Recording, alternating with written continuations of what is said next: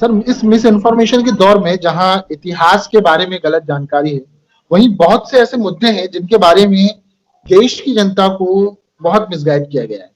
जैसा कि कश्मीर, धारा 370, ये एक बहुत बड़ा इशू रहा है। इस पे आपका एक मैंने वीडियो भी देखा था, बेहतरीन वीडियो था, जिसपे आपने इसके बारे में लोगों को जानकारी दी।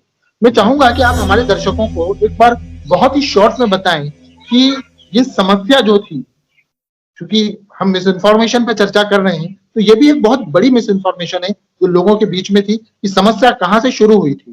लोगों को बताएं तो थोड़ा सा हमारे दर्शक भी इस बारे में जानें।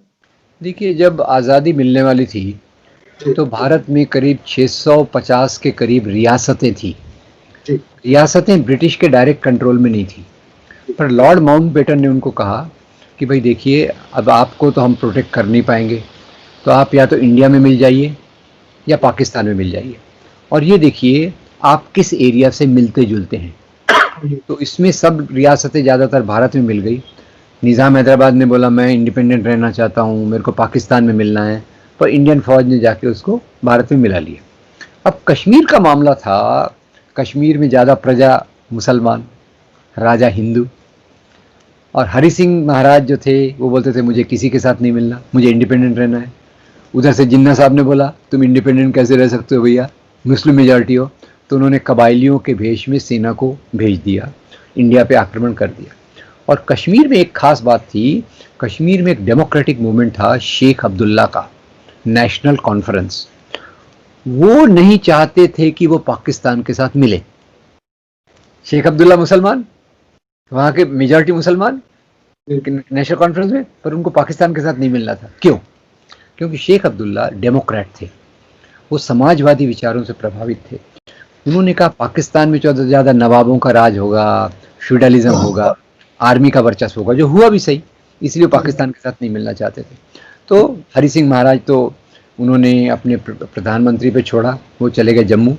फिर शेख अब्दुल्ला और उनके प्रधानमंत्री आए इंडिया से कि भाई आप फौज भेजो, तो आप फौज भेजोगे तो हम पाकिस्तान का मुकाबला कर सकेंगे। तो इंडिया ने कहा भाई हम फौज क्यों भेजें, आप तो इंडिपेंडेंट हो, हम इंडिपेंडेंट देश में फौज भेजेंगे तो लोग कहेंगे हमने तो आक्रमण किया। तो फिर एक कॉम्प्रोमाइज़ हुआ कि आप फौज भेजिए, और कश्मीर जो है इंडिया में मर्ज नहीं होगा, पर इंडिया के साथ एक्सीड होगा, कश्मीर का भारत में विलय नहीं होगा। तो आर्टिकल 370 ये था, जो ट्रीटी ऑफ एक्सेशन हुई, उसमें ये था कि सेंट्रल गवर्नमेंट 4 मुद्दों पे देखेगी। वो थे defence, communication, currency, external affairs, इनको केंद्र सरकार देखेगी। बाकी सब चीज़ों के लिए कश्मीर की असेंबली का डिसीजन फाइनल होगा। तो ये बिल्कुल वैसा ही है ना सर, जैसा कि इंग्लैंड, वेल्स और स्कॉटलैंड है। करेक्ट, और भारत के और कई क्षेत्रों में भी थोड़ा थोड़ा है। तो ये आधार था, तो ऑटोनॉमी मिली। तो ऑटोनॉमी जब मिली, ऑटोनॉमी के आधार पे भारतीय फौज ने पाकिस्तानी फौज को 1/3 के कश्मीर के वहाँ रोक दिया। इस तरफ भारत, कश्मीर में चुनाव हुए। अब इधर से जो कम्युनल फोर्सेस थे इंडिया से, श्यामा प्रसाद मुखर्जी जिसका नाम आएगा, हिंदू महासभा, उन्होंने बोला कश्मीर को स्पेशल स्टेटस क्यों दे रहे हैं। अब श्यामा प्रसाद मुखर्जी का एक मजा देखिए, एक तरफ बात कर रहे हैं हिंदू राष्ट्र की, अगर आप हिंदू राष्ट्र की बात कर रहे हैं तो आपको मुस्लिम मेजॉरिटी स्टेट यहाँ क्यों चाहिए, आप तो हिंदू राज्य चाहते हैं।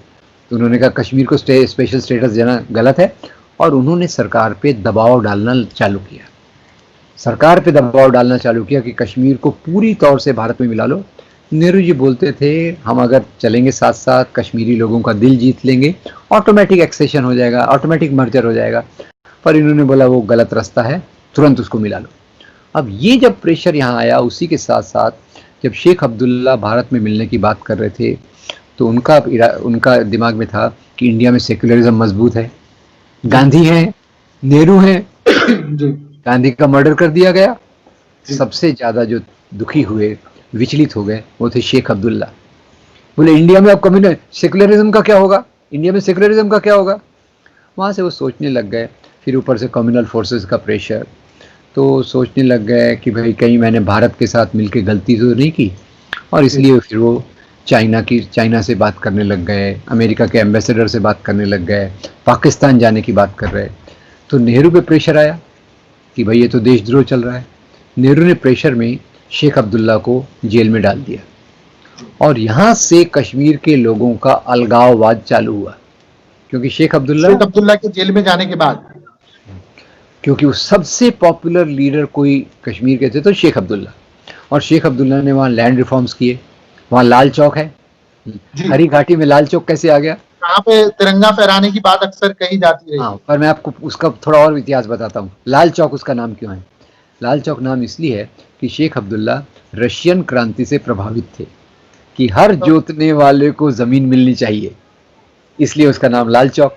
अब ये बात जब चली तो उसके बाद फिर मामला गड़बड़ा गया, मतलब अलगाववाद आया, फिर पाकिस्तान ने वो आग में घी डाला, और उसके बाद जो अलकायदा अफगानिस्तान में, अलकायदा जिसको अमेरिका ने खड़ा किया, उन्होंने इसको, पहले कश्मीरियत के नाम पे आंदोलन चल रहा था। 1980 के बाद जब अफगानिस्तान में अलकायदा खड़ा हुआ और वहाँ रशियन आर्मी को हरा दिया, उसके बाद अलकायदा के एलिमेंट्स आए और उन्होंने कश्मीरियत के मुद्दे को हिंदू मुसलमान में बदल दिया। कश्मीरियत यानी 3 चीज़ों का मिलन है, आप देख लीजिएगा, ये बड़ा प्यारी बात है। कश्मीरियत यानी क्या? यानी एक बौद्ध धर्म के मूल्य, वेदांत की परंपरा, और तीसरा सूफी संत के सिद्धांत, ये 3 को मिला के एक प्यारा शब्द है कश्मीरियत। ये कश्मीरियत को उन्होंने हिंदू मुसलमान में बदल दिया, और ख़ास तरह से वो अलकायदा टाइप जो थी ना, जो गलत तरीके से इस्लाम के नाम पे पॉलिटिक्स करते थे, जिनको अमेरिका ने फंडिंग करके खड़ा किया था, उसके बाद फिर कश्मीर में ये सब चीज़ें बढ़ी। तो उसके जवाब में ज़्यादा से ज़्यादा आर्मी भेजी जाने लग गई। अब आर्मी कोई सिविलियन एरिया में तो राज्य कर नहीं सकती, सिविलियन एरिया में आर्मी है तो लोगों को तकलीफ हुई, और फिर बाद में लोगों ने पत्थर फेंकने का काम चालू किया और ये चालू किया, और इनको लगा हम डिमोनेटाइजेशन करेंगे, टेररिज्म ख़त्म हो जाएगा, हम आर्टिकल 370 निकालेंगे तो ये सब शांति आ जाएगी। वो तो खैर अब लोगों की इच्छाओं को, जो नेहरू का रास्ता था कि आप इनको फैसिलिटी दो, आप इनको ज़्यादा हेल्थ एजुकेशन में ले आओ, नौकरियों में ले आओ, ऑटोमेटिक आ जाएंगे। और दूसरा रास्ता था नहीं, पहले मिला लो बाद में हम बात देखेंगे। तो अब ये 2 रास्ते हैं।